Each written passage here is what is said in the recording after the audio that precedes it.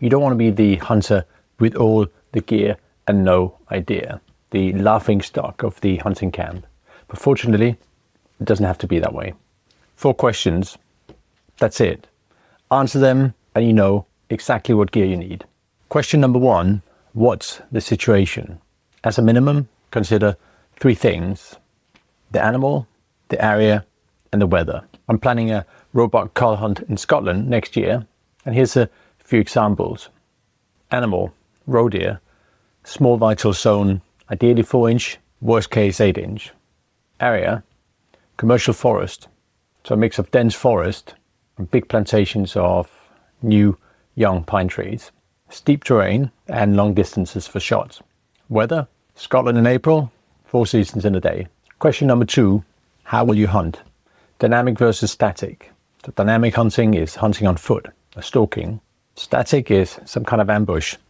You're in a fixed position, waiting for the animal to approach or move into a spot where you can take a shot. That can be a tree stand, it can be a point on the ground. It can be up close, or it could be long range hunting. In Scotland, I'll primarily be hunting on foot, spot and stalk. And by the way, I'm Christian Sorkman, the hunting framework guy. I help you connect the dots for everything rifle hunting. I give you processes, mental models, and protocols to help you master this lifestyle. Join my newsletter if you want the latest on new models and if you want first tips and courses. Question number 3, what tactics will you use to implement your strategy? So in simple terms, tactics are the things you do to complete each phase of the hunt based on your situation and your strategy. Questions 1 and 2. I split the hunt into 5 phases.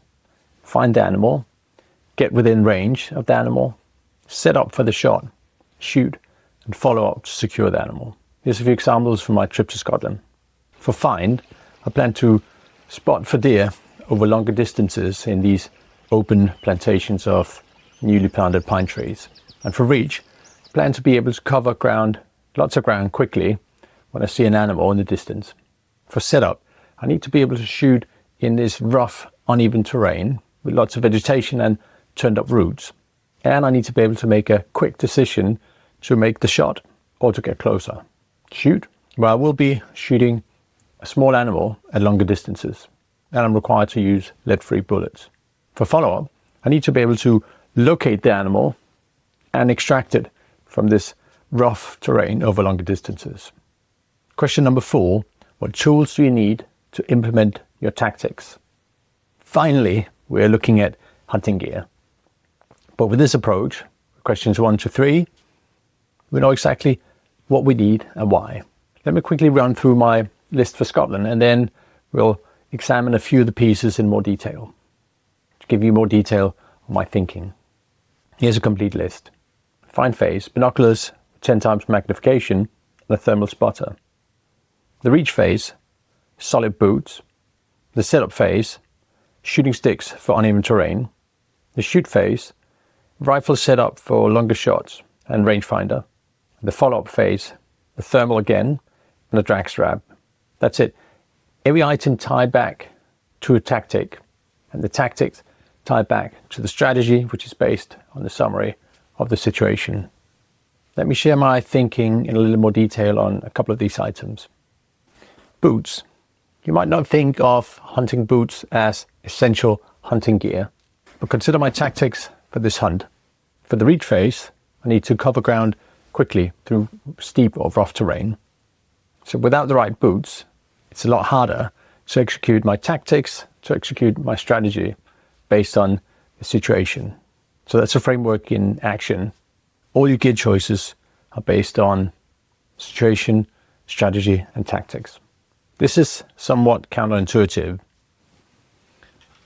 Shooting sticks for a hunt in Scotland. For that type of hunt, most gear lists would say bipod for longer shots. But in this case, looking at terrain with upturned roots, small or young pine trees, and uneven ground. So for most shots, I need to get off the ground where a regular bipod won't work. And that's a good example of why your hunting buddy's gear list might fail you if he's hunting different terrain. As a matter of fact, first time I was hunting that ground, I took a roebuck that I wouldn't have gotten without these sticks. Let's look at the rifle for my Scotland Roebuck Cull Hunt.